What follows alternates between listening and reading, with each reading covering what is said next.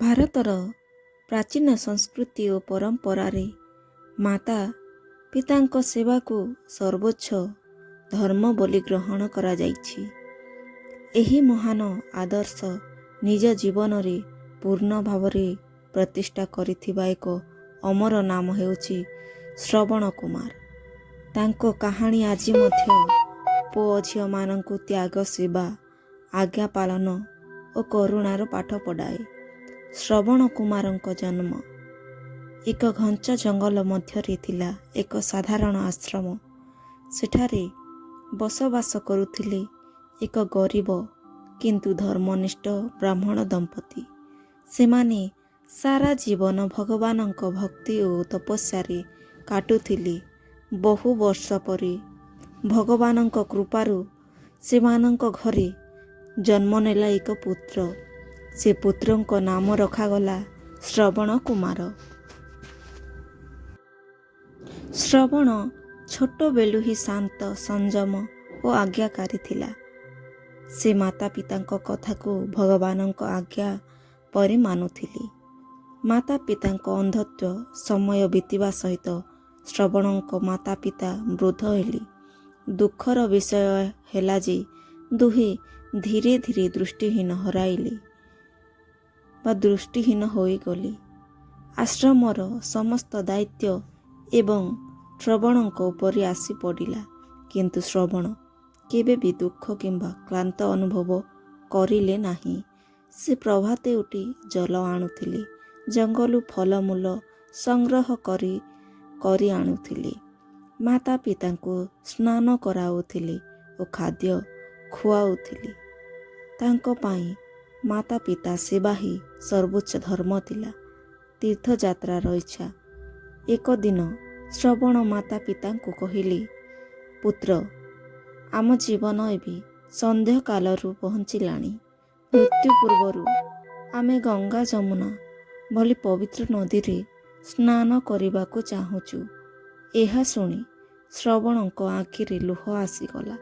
ସେ ଜାଣିଥିଲେ ସେମାନେ ଗରିବ, କିନ୍ତୁ ମନରେ ଦୃଢ଼ ସଂକଳ୍ପ କଲେ ଯେପରି ହେଉ ମାତା ପିତାଙ୍କୁ ଇଚ୍ଛା ପୂରଣ ନିଶ୍ଚୟ କରିବେ। ସେ ଦୁଇଟି ଝୁଲା ଓ ଏକ କାଉଡ଼ା କାନ୍ଧରେ ବୋହିବା ଉପକରଣ କରି ତିଆରି କଲେ। ଦୁଇ ଝୁଲରେ ମାତା ପିତାଙ୍କୁ ବସାଇ କାନ୍ଧରେ ବୋହି ତୀର୍ଥଯାତ୍ରାକୁ ବାହାରିଲେ। କଠିନ ଯାତ୍ରା ଅତ୍ୟନ୍ତ କଷ୍ଟକର ଥିଲା। ଧୂପ, ବର୍ଷା, ପଥରାଲି ରାସ୍ତା, ଜଙ୍ଗଲରେ ବିପଦ ସବୁକିଛି ସହି ଶ୍ରବଣ ଆଗକୁ ବଢ଼ୁଥିଲେ। କାନ୍ଧ ଘା ହେଉ ଯାଉଥିଲା, ପାଦରେ ଫୋଡ଼ା ପଡ଼ୁଥିଲା, କିନ୍ତୁ ସେ କେବେ ମୁହଁରେ କ୍ଷୋଭ ଆଣିଲେ ନାହିଁ। ମାତା ପିତା ପଚାରିଲେ, ପୁତ୍ର, ତୁମେ କ୍ଳାନ୍ତ ହେଉଛ କି? ଶ୍ରବଣ କହିଲେ, ନାହିଁ, ଆପଣଙ୍କ ସେବା ମୋତେ ଶକ୍ତି ଦେଉଛି। ଦଶରଥଙ୍କ ଅଜାଣତରେ ଅପରାଧ। ସେହି ସମୟରେ ଅଯୋଧ୍ୟାର ରାଜା ଦଶରଥ ଜଙ୍ଗଲରେ ଶିକାର କରୁଥିଲେ। ସେ ଶବ୍ଦ ଶୁଣି ବାଣ ମାରିବାରେ ପ୍ରସିଦ୍ଧ ଥିଲେ। ଏକ ସନ୍ଧ୍ୟାବେଳେ ଶ୍ରବଣ ଜଳ ଆଣୁଥିବା ସମୟରେ ପାଣିର ଶବ୍ଦ ହେଲା। ଦଶରଥ ଭାବିଲେ ହରିଣ ପାଣି ପିଉଛି ଓ ଶବ୍ଦ ଆଧାରରେ ବାଣ ଛାଡ଼ିଦେଲେ। ସେ ବାଣ ହରିଣକୁ ନୁହେଁ ଶ୍ରବଣ କୁମାରଙ୍କୁ ଲାଗିଲା। ଶ୍ରବଣଙ୍କ ଶେଷ କଥା।